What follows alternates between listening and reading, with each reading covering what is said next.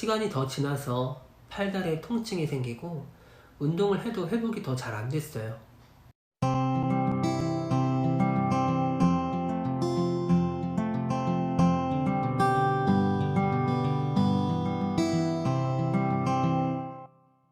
안녕하세요.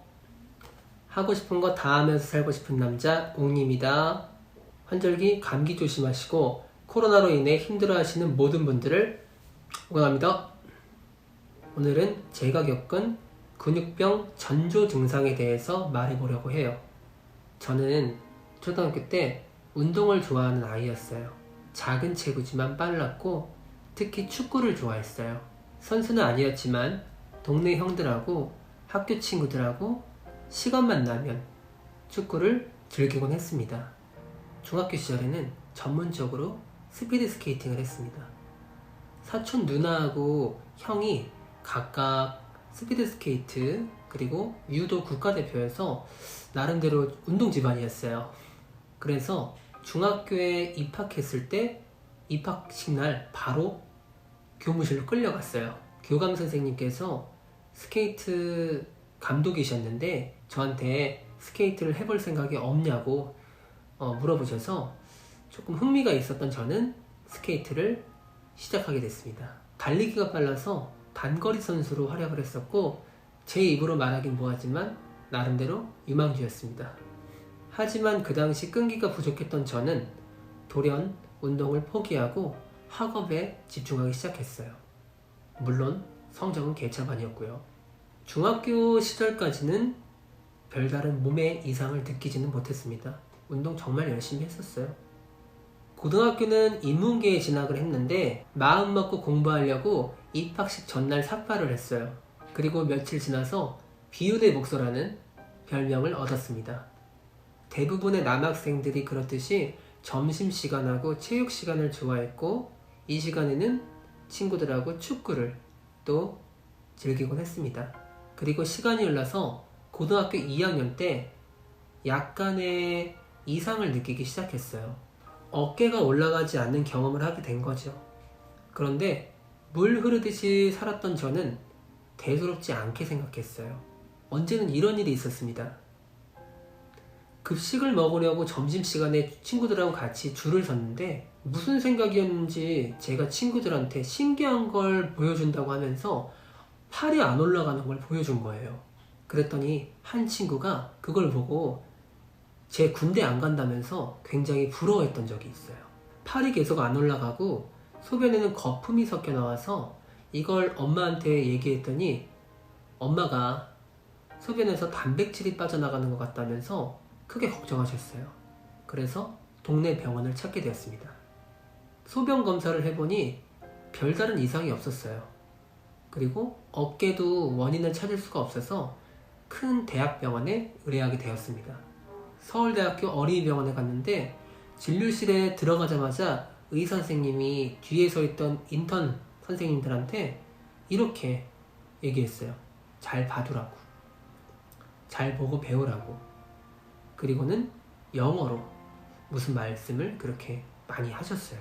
영어를 엄청 사용하시더라고요. 그때는 몰랐는데 지금 알게 된 것이 이 병의 특징이 비대칭으로 진행되고 병명도 안면경갑 상완형 근위영양증이다 보니까 선생님께서는 얼굴에 미세한 비대칭을 보고 그렇게 바로 파악을 하셨던 것 같아요. 근육병 진단은 보통 혈액검사하고 근전도 검사 그리고 생건검사 등등이 있어요. 그날 저는 혈액검사하고 근전도 검사를 진행했고 생건검사는 진행을 했었던 건지 지금은 잘 기억이 나질 않아요. 그리고 근전도 검사는 진짜 너무 아팠어요. 정말로 그 순간만큼은 죽고 싶다고 생각이 들었어요. 그 정도로 너무 고통스러웠어요. 옆에 엄마가 서 계셨는데 제가 고통스러워하고 소리치면서 우는 모습을 보였어요. 그러니까 엄마도 같이 옆에서 흐느껴 우셨던 그런 기억이 있습니다. 그리고 시간이 지나서 다시 방문했을 때는 의사 선생님이 제 몸 구석구석을 많이 만져보셨어요. 그리고는 이렇게 말씀하셨습니다. 운동을 해서인지 당분간은 걱정 없겠네. 돌덩이 같아? 이렇게 말씀하셨어요. 그리고는 저를 잠깐 진료실 밖에서 기다리라고 하고 엄마와 의사선생님 두 분이서 말씀을 나누셨습니다.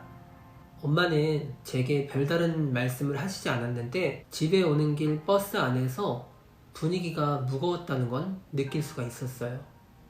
그리고는 쭉 잊고 살았습니다. 어깨가 올라가지 않는 정도는 일상생활에 큰 지장은 없었거든요. 그래서 쭉 잊고 살았습니다. 대학교 시절에는 학교가 언덕 위에 있었어요. 식당을 거쳐서 학과 건물로 올라가는 그런 구조였는데 계단이 엄청 많았어요. 다른 사람들이 계단 오르는 거를 힘들고 지쳐하듯이 저도 마찬가지로 그렇게 느꼈었어요. 그리고 뛰어 올라가거나 빠르게 내려오는 것도 문제될 게 없었어요. 그 당시에 학과 내 동아리를 만들어서 다른 학과하고 축구 시합을 즐기기도 했고요. 그 당시에 만나던 친구가 있었는데 그 친구가 요리를 되게 잘했었어요. 하루는 요리를 해 먹으려고 마트에서 장을 본 다음에 그 친구 집에 놀러 갔는데 한참 요리를 하던 중에 그 친구가 선반 위에 있는 접시를 꺼내달라고 해서 왼손을 오른손으로 잡고 이렇게 올려서 꺼냈어요. 그랬더니 그 친구가 왜 팔을 그렇게 올리냐고 저한테 물어봤어요.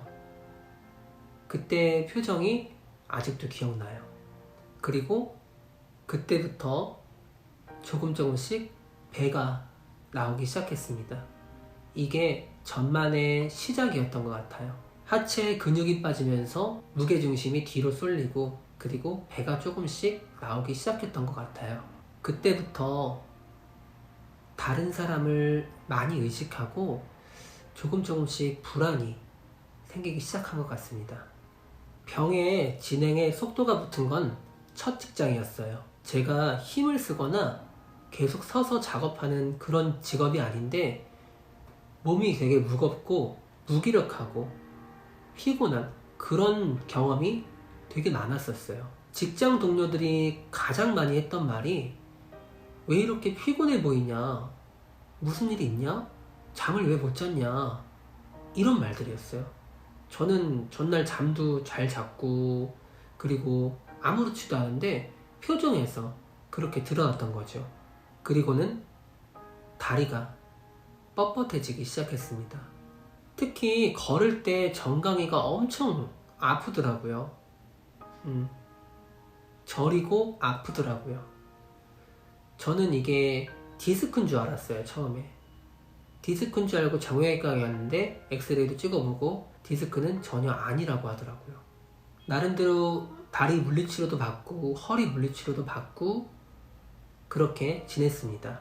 인터넷에 이런 증상을 찾아봤는데 전혀 나오지가 않았어요. 그 당시에는. 그래서 단순 피로하다고 생각하고 운동 부족 이렇게 생각해서 운동을 열심히 했던 기억이 있어요.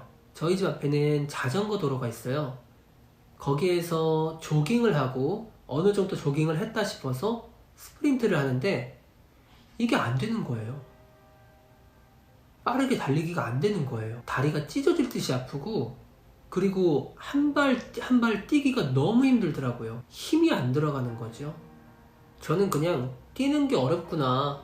동네 친구가 있는데 그 친구가 저한테 그랬어요. 너 뛰는 거 잊어버린 거 아니냐고. 그것도 대수롭지 않게 넘겼어요. 저도 참 바보같이 살았어요. 별다른 생각 없이 내 몸이 왜 이럴까? 이런 생각을 굳이 하지 않고 살았던 것 같아요. 근데 지금 와서 생각해보면은 그게 잘한 거라고 또 생각이 들어요. 그때부터 계속해서 근심, 걱정 이런 걸 가지고 살 필요가 없었거든요. 어리니까. 그때가 2014년이었습니다. 시간이 더 지나서 팔다리에 통증이 생기고 운동을 해도 회복이 더 잘 안 됐어요. 눈의 피로도 상당하고 종전보다 더 무기력감을 많이 느끼고 그리고 하체 근육이 많이 빠졌다고 생각이 정말로 들었어요. 배도 더 나오고요. 그래서 인터넷을 다시 한번 찾아보게 되었습니다. 인터넷에 제 증상대로 다시 한번 찾아보니까 이번에는 정보가 정말 많이 나오더라고요. 근육병이라는 키워드로 정말 많이 검색을 했어요. 이것저것 검색해본 저의 결론은 근위영양증이었습니다. 그래서 서울대학교 병원 신경과에 예약을 하고 내원을 하게 됐어요.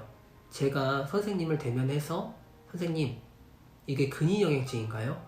이렇게 물어보니까 선생님이 근위영양증이 맞다고 그렇게 말씀하셨고, 근위영양증 타입 중에서도 얼굴, 어깨, 팔, 다리 근위영양증이라고 하셨어요. 이게 안면경갑 상환형 근위영양증이었습니다. 현재 저는 전만증으로 인한 허리 통증하고 하체 근육이 많이 소실되어서 보행에 어려움을 조금 겪고 있어요. 그래도 지금 걷는 거에 감사하면서 현행 수준을 유지하기 위해서 술도 끊었습니다. 물론 담배도 피지 않아요. 담배는 원래 피웠었는데 첫 직장 시절에 불편함을 느끼고는 단번에 끊어버렸어요. 잘했죠? 여러분들, 당연히 그러면 안 되겠지만 언제 어디서 갑작스럽게 무슨 일이 생길 수가 있어요. 그래서 제가 하고 싶은 말은 언제나 어디서나 무슨 일이든지 하고 싶은 거 다 하시면서 사세요. 그게 돈을 버는 일이든 여행이든 꼭 실행하세요. 저 역시 그럴 거고요. 그리고 무엇보다 건강이 최우선입니다. 어른들이 하는 말이 틀린 게 없어요. 건강이 최고의 자산입니다. 오늘 영상은 여기까지입니다. 시청해주셔서 감사하고요. 다음 영상에서 찾아뵙도록 할게요.